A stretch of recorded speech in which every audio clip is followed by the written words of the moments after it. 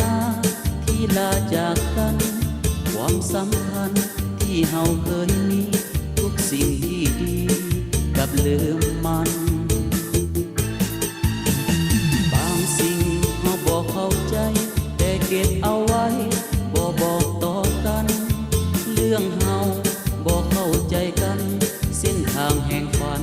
จึงได้สั้นลงด้วยเฮาเอาแต่ใจเหมือนดังไฟที่ลุกฮ้อนแห้งสุดแรงที่จะต้านทานเหมือนสายพานที่ต้องขาดลงคงอีกบ่นานหากขาดสะบัน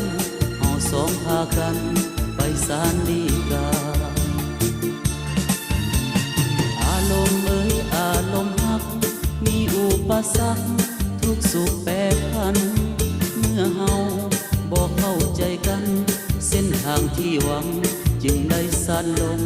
หากบ่สุดทาง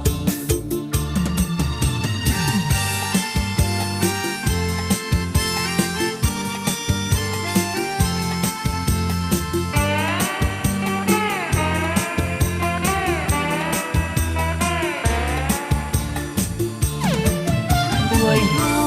เอาแต่ใจเหมือนดังไฟที่ลุกฮ้อนแห้ง